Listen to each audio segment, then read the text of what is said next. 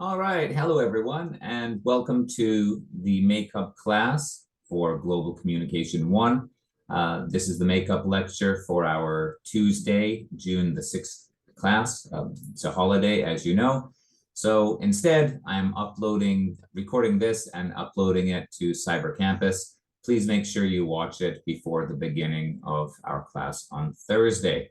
Today, I'll be doing a quick review of all the material that we've done since the midterm exam. I'll be talking a little bit about presentations, and I'll also tell you everything you need to know to prepare for the final exam. So without further ado, let me quickly do this. It's been a while since I've had to upload one of these pre-recorded lectures. Let's hope I remember where all the buttons go. Okay, all right, so I'll start off with my post-term review, talk a little bit about what we've done since we had the midterm exam. Okay, right after we did the midterm exam, I thought it would be a good idea to come back to class with somewhat of a fun activity, something a little bit different. So I introduced 10 different conversation idioms, and these were those idioms. To have other fish to fry or bigger fish to fry, to take something with a grain of salt, to be on the ball, to be dead in the water. The ball is in someone's court, my court, your court, their court, our court. To beat around the bush, to be in a jam, to give the green light for something, to be a red flag, and also in a nutshell. If you are a little bit hazy with these 10 idioms that you can't remember what they all mean, it might be a good idea to review the material from the PowerPoint, which I've posted on Cyber Campus, just because there will be a couple of these that might pop up on the final exam. They will not be worth many points, but if you can remember the idioms from the first class after the midterm exam, it will help you. You don't want to go down a grade, missing 1 or 2 points for something like that. Okay, after we looked at the conversation idioms, then we turned to narrative essays. And I think I mentioned that, narrative writing is probably my favorite form of writing because I love hearing about the real life experiences of different people, sometimes from my own generation or from previous generations. I talked about milestones, turning points, and other memorable experiences. A lot of narrative writing does tend to focus on milestones or turning points. For example, some sort of special achievement.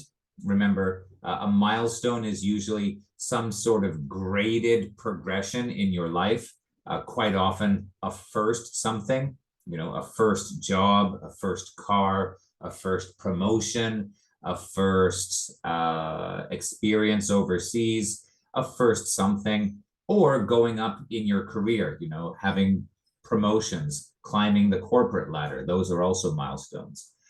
Turning points are a little bit different. When you reach a turning point in your life, it's usually a change in direction. You might reach a fork, so to speak, and your life can go this way or your life can go that way. And sometimes turning points are positive, sometimes they're negative, but they generally signal a long-term change in your life in some way. When people write narrative essays, it's quite common, not always, of course, not always, but quite common to use the present tense in the introduction and the conclusion. The writer will start by talking about where they are now, and then they will start to think back to a time, an important memory, an important experience in the past. Maybe a milestone, maybe a turning point, or maybe not a milestone, maybe not a turning point, but some kind of memorable experience. Not all memorable experiences are turning points or milestones. And then the person might say, when I think of all of the difficult times I've had in my life, I remember one particular one. So they use the present tense sometimes in the beginning, and then when they move into the body of the essay, the body paragraphs, that's when they switch to the past tense. And it's very important that that the body of your narrative essay uses various forms of the past tense, the simple past tense, the past progressive, maybe the past perfect, had plus PP. This is done because the event that you're talking about, or the series of events that you're talking about, are in the past. So you shouldn't be writing about an experience from 2 years ago in the present tense.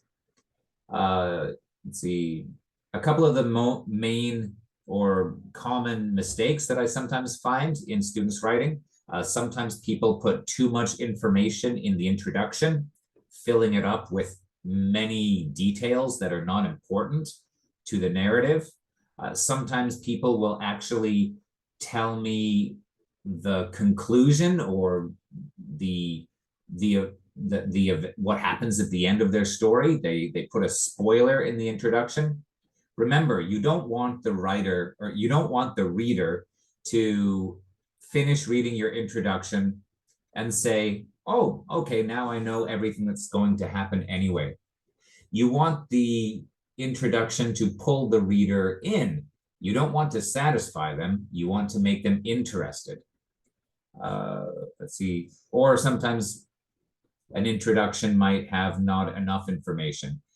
If there's something that I need to know, for example, where you were living, was that important or not important? How old were you? Was there something about your personality or relationships with other people that is related to the main event in your story? If that's the case, then make sure you include that information in the introduction. Anything that we need to know in order to understand why this experience was important for you. And you might want to state that significance in the conclusion as well. Sometimes a narrative essay is just a single day, or maybe even 1 or 2 hours if it's a very significant event, or it could be a series of events. The person might be looking at a time in their life, maybe even 6 months or a year. The model essay in the book is a good example of this. In the model essay that we have in, I think it's chapter 4 or chapter 5, the writer loses their leg in a car accident, and then they slowly learn how to walk again over a period of 6 months or a year. And they end up joining a group of people and running a marathon, which was quite an amazing accomplishment. In that case, it wasn't a single event in one day. It was a sequence of events that took place over a period of time. Narrative events can be both. I'd also just like to finish off by saying, yes, one of the great things about narrative writing is it's not just for your professor. If you learn how to write about your own experiences in a way that is engaging to the reader, it does have commercial value. And it's not just writing biographies. There are millions of books out there where someone has written their memoirs or a part of their life, and it might capture a period of time that's of interest to people. A really quick example of this, I recently bought George Orwell's Down and Out in Paris and London, and it takes a look at the writer George Orwell. You might know George Orwell from such books as 1984, Animal Farm, and Animal Farm. When he was a young man, he lived in Paris, I think, for about 6 or 7 months, and he also lived in London on the edge of great poverty, almost virtually homeless for about 6 months. And this memoir looks at his life as a poor person in Paris and London, and it's really interesting. really gives you a sense of what it was like to live in that situation in that time. People pay money for these good books. Okay, so moving from narrative essays to analysis essays. The purpose of an analysis essay is to analyze, meaning break down and examine in individual parts, some kind of phenomenon, but it's not to evaluate a phenomenon. One of the most common mistakes when it comes to analysis essays is people will say something is good or something should be done. They will try to write it as an argumentative essay. And analysis essays are not argumentative essays. An analysis essay is just describing why something happens or how something happens or what a particular group or groups of people might have in common. If you ever think of the sentence, there are 3 reasons why something happens, that is the typical thesis statement for an analysis essay. Take a big topic, give us some background information, a little bit of context, and then tell us 3 reasons for that particular situation. In the book, there was an interesting article called Problem Solvers that we looked at. Problem solvers, which one are you? And it identified 5 different types of problem solvers. And then there was a model essay, an analysis essay called Being a Digger. In that one, the writer says they believe that they are a digger. That's the kind of problem solver they are. The writer then describes 3 reasons why they believe they are a digger. Okay, so we took a look at analysis essays. There you go. Also, we took a look at charities, sort of going a little bit off the textbook here. I told you about the Terry Fox story. Terry Fox from my hometown lost one of his legs to cancer, tried to run across Canada to raise money for cancer research. He ultimately died before he could complete the Marathon of Hope. But as a result of that, the Terry Fox Foundation was born. And to date, about $750 million have been raised for cancer research. And the form of cancer that killed Terry Fox now has a 70 or 80% survival rate, which is really spectacular. We also had a couple of discussion activities where you had to rank different charitable causes, talk about some questions related to charity. And then I had you actually create your own charitable organization and then make a pitch to your classmates for donations. That's always my favorite activity. Then we moved on to cause and effect. This is where we looked at the Lauren Bush Lauren bag from the United Nations World Food Program and how her travels as a college student ultimately affected not only her life, but also had a profound impact on many children in poor countries who until that time did not have the chance for a school lunch. I talked a lot about what cause and effect it actually means. For example, how you can have a correlation of various kinds. A positive correlation, an increase in A corresponds to an increase in B, or sometimes you have an increase in A, which is followed by a decrease in B, or vice versa.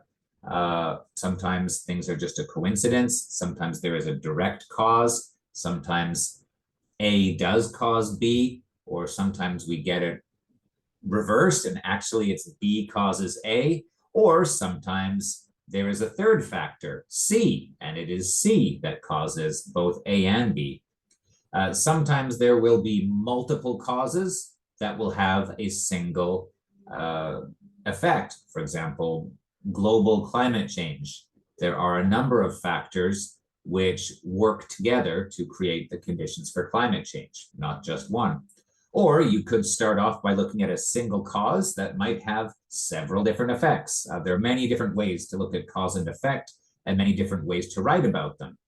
In the PowerPoint, I gave you language for writing sentences describing cause and effect, when the cause is the subject, when the effect is the subject, how to do pairs of sentences showing a cause and effect relationship.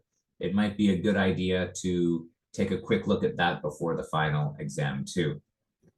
We also took a look at the model essay, The Effects of Owning a Pair of Shoes. In that case, the person described a situation. There are many poor children that don't have a pair of shoes. And then the writer describes all of the different effects that someone will experience if they do own a pair of shoes, how it can have a great impact on their health, as well as their ability to go to school and also their self-esteem. Okay, then moving to the last unit in the book, I talked a bit about argumentative essays, the purpose of an argumentative essay, how it's different from an opinion essay. You're not just telling me your opinion, but you're also trying to persuade me of your argument. And that might be a value argument, it might be a factual argument, it might be a policy argument, but you're going to try and convince me or persuade me of something. We looked at a couple of different model essays in the book, competitive soccer, an ideal sport for children. Also, should parents let their child athletes leave home? I talked about the structure for an argumentative essay. Starts off with a little bit of background, then gets more specific. Then we get the thesis statement. We might get the counter argument in the introduction too. When the writer gives us the counter argument, they will also refute or give a refutation or rebuttal to the counter argument. Tell us what other people think, and then tell us why your argument is stronger. All right. Then moving on to persuasive speeches, I talked about the importance of getting the audience's attention at the very beginning of a speech. You need a strong hook, something to bring in the greatest number of students, hopefully bring in the whole audience, and then try and keep as many of them as you can for the rest of your speech or presentation. It's important to give some kind of background because your audience might not know very much about the issue, or they might know about it, but they might not be very interested in it.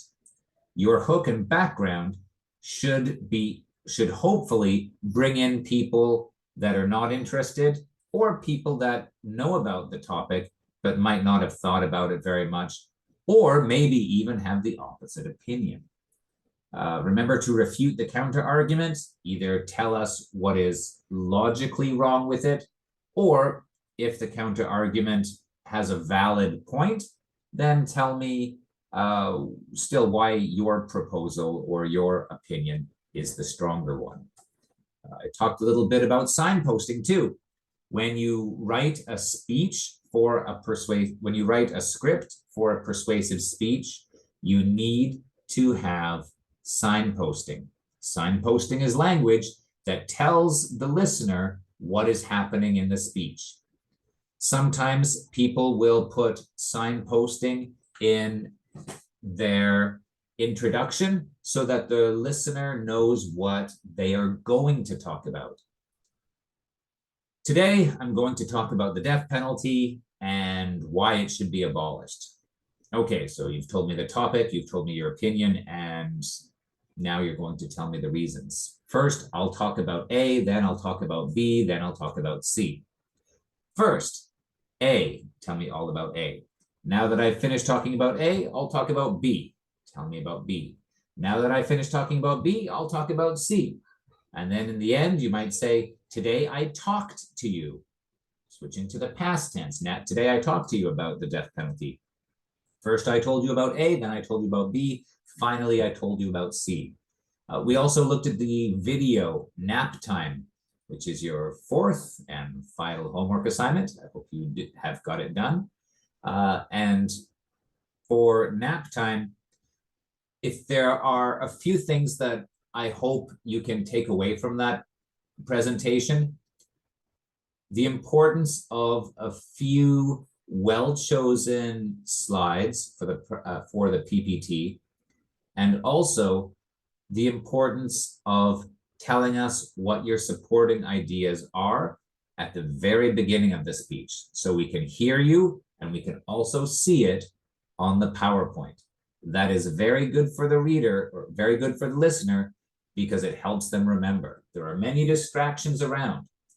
Tell us and also show us on the PowerPoint. Okay, now it's time to talk a little bit about the final exam itself. First of all, most importantly, just like the midterm exam, this is going to be a paper exam. I will be printing it up and I will bring it to class, and you will write it with your pen and or pencil. Please remember to bring an eraser or correcting tape, because we will not be using laptops or tablets, smartphones. There will be no electronic devices allowed during the test. Paper, so no laptops, no tablets, no smartphones. However, please bring your textbook. Okay, so the first part of the exam is going to be a narrative essay question. It's only worth 3 points. I'm going to give you a short narrative essay, or part of a narrative essay. What I would like you to do is find the mistakes in structure, content, and grammar.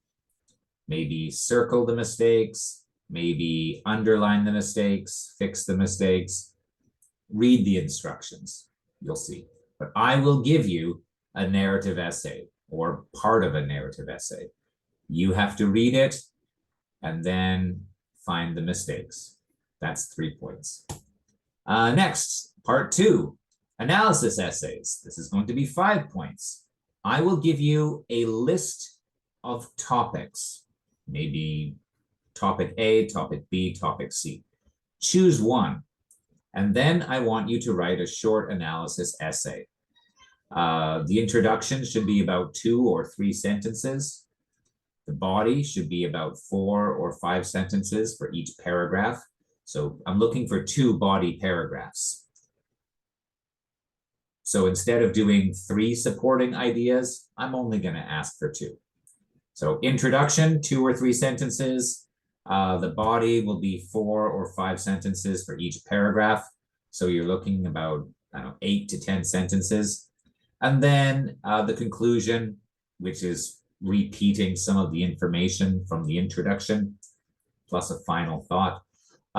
That's 2 or 3 sentences. So you're looking at about 14 or 15 sentences altogether. 2 or 3 for the introduction, 10 for the body, 8 to 10, 2 short paragraphs, and then a short conclusion. Okay, then part 3, this is going to be some cause and effect writing. It's going to be 4 points. Now, I'm not 100%, I haven't decided yet exactly what I'm going to do for the cause and effect. I've got a few different questions that I can choose from. I might ask you to read the introduction for a cause and effect essay. So, okay, here's the introduction. And then maybe that introduction will include a cause and 3 effects. And then I might ask you to write a body paragraph of 6 or 7 sentences that describes one of those effects. Or I might ask you to choose a topic from a list and write a paragraph that describes 3 causes or 3 effects of something. Or I might ask you to write a number of sentences using specific verbs, like the different, like was something contributed to or was due to, the different verbs that I put on the PowerPoint for the cause and effect language. Not sure which one I'll do. I should decide soon. Part 4, this is the reason why I want you to bring your textbook to class. I will be giving you a reading assignment. I would like you to read one of the articles in the book. I'll let you know which one. And yeah, read an article from the textbook and then answer the questions. That's it. That should be straightforward enough. So that's 5 points. And then part 5, in this case, this is just a few questions related to either the conversation idiom and conversation idioms, as well as a couple of questions about topics and concepts that were covered in class. So I might give you a short dialogue that uses one of the idioms from the class after the midterm exam. You know, in a nutshell, green light, red light, have bigger fish to fry. And then you just fill in the blank with the correct idiom. I might also ask a couple of other short questions about different topics and concepts covered in class, like what's the difference between a thesis statement and a topic sentence, or how can you distinguish between a milestone and a turning point, things like that. So that's 3 points. So if I go back to, here we go. If I go back to part 1, hold on, preparing for presentations really quickly. There, so part 1, that's 3 points. Part 2, that's 5 points, 8 points total. Part 3, cause and effect, that's 4 points. That brings me to 12 points. And then the textbook reading, that's 5 points. That brings it up to 17 points. And then the last part 5, last part there, that's 3 points. That brings it up to 20 points. So 5 sections, 20 points total. Okay, so now to finish off today's Zoom lecture, I'd like to give you a little bit of advice on preparing for presentation. Most of this you already know about. So it's worth 15% of your grade. 4% of your grade will be for writing the essay or writing the script. Remember, it is a group project, so you have to correct each other's writing. 1 group, 1 script, 1 mark. You also get 4% for speaking. Students will be graded separately for that. Also 4% for the Q&A. Because I'm stretching the presentations over 2 classes, what I would like each person to do is ask at least 1 question per class. So that means if you ask a question in the first class, I'm hoping for a second question the next class. I think considering we've only got 3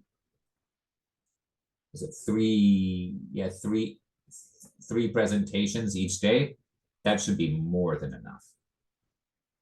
Okay, if you don't ask a question during either of them, then that will be 4% that you will forfeit. I'm looking about 5 to 7 minutes. If you go a little bit longer, that's fine. We've only got 3 presentations in each class, and I'm very happy that we have a lot of extra time. So this means we can have a much longer Q&A session than I've had in previous classes. I'm looking to have students write about 600 to 700 words. About 600 to 700 words. Once again, if you go a tiny bit longer, that's fine. If you don't want to, that's also fine. Each student should have approximately the same amount of speaking time. So I don't want one student to speak 95% of the time while their other team members just stand there silently. I want everyone to get a chance to talk, and I'm looking for approximately the same amount of speaking time. Group points for the script and PPT. Yeah, I mentioned that. You don't need that many slides actually for the PPT. I'm just looking for, tell us at the beginning what your main idea is and your supporting ideas. Have a few visuals that are very either powerful or very clearly show what your topic is and why it's important. If there's an unfamiliar concept that you're talking about, you might remember that energy pod from Google that came up in the nap time presentation. In that case, well, please show us a picture of whatever unfamiliar thing it is you're talking about. Sometimes a picture really is worth 1,000 words. Yep. Other than that, yeah, please upload your speech and your PowerPoint to Yarlin Geishipan by 8:30 on Thursday morning. That's June the 8th. You only need one person to upload that to Cyber Campus, Yarlin Geishipan. And that person can upload the script and the PowerPoint together. Let's see, what else do we need to remember here? Oh yeah, the speech. All right, here we go. You do not need to memorize the speech. You also do not need to read it word for word. If I have your speech in front of me and I notice that you're changing a little bit of the wording, that is absolutely fine. The paper is for me to grade. If you change some of the wording when you're actually talking live, that's fine. Remember to use signposting language. Try to keep in mind you need to hook the reader hook the listener at the beginning. What will you do to get the audience's attention? It's very important that you bring your energy and enthusiasm, because if you're not passionate about the topic, you cannot expect your classmates to be. Also, remember, clarity is key. There are only 3 groups each class. You don't need to speak quickly, but you do need to speak clearly. Same with visuals. Your PPT does not need to have 1 million pictures or slides filled with lots of writing. I strongly recommend you don't do that. But instead, remember that quality, not quantity, makes all the difference. As well as taking a pause once in a while. If you have a very important point that you want to make, pause and let the audience think about it for a minute. Let the speech take a moment to breathe, and it can make all the difference between really connecting with the audience and really getting your point across because you stopped to let the audience think, and rushing through your topic and not making the same impression. Okay, you don't need to follow either of these 2 structures, although these are probably 2 of the more common ones. I don't care really where you put your counter argument and refutation. You could start with your introduction, then give me your first supporting idea, plus details and examples, your second supporting idea, plus details and examples, then give me your counter argument and refutation, and then give me your conclusion. Or you could change the order. You might have the counter argument and refutation first, and then supporting idea 1 and supporting idea 2. Or if you wanted to have a structure that was closer to the soccer is an ideal sport for children, soccer is an ideal sport for children essay, in that one, the writer put the counter argument and refutation as part of the introduction and conclusion. You could do that too. It really is up to you. As long as you have an introduction, a couple of different supporting ideas that are backed up by details, examples, and statistics. Remember, you have to show me you've done a little bit of research plus some kind of either personal story or something to make it human. As long as you have the different parts, I don't care so much how you organize them. Okay, so content of the speech. Yeah, your introduction should include an attention getter, give us some background information to the topic, tell us exactly what the topic is and what your opinion is. Your thesis statement should be very, very clear and give us your opinion as well as the topic in the introduction. Each body paragraph should contain an identifiable topic sentence, and then, yeah, a good combination of, remember, numbers and stories. Those are the things which you need to make a connection with the audience and also show us that you know what you're talking about. Okay, And one last note, please remember that our final exam is going to be on Tuesday, June the 20th, and that will be at regular class time. So, yeah, be ready. We'll have our two presentation days on the 8th and then the 13th. And then the 15th, yeah, there'll be nothing. And then on the following Tuesday, that's when we've got your final exam. And I think on that note, I think I'll wish you all a happy holiday. I hope you watch this video sometime between either Sunday night when I'll be uploading it and Wednesday night. And I look forward to seeing you on Thursday. Okay. Having said that, thank you very much. And now I'll be signing off. I'll see you Thursday.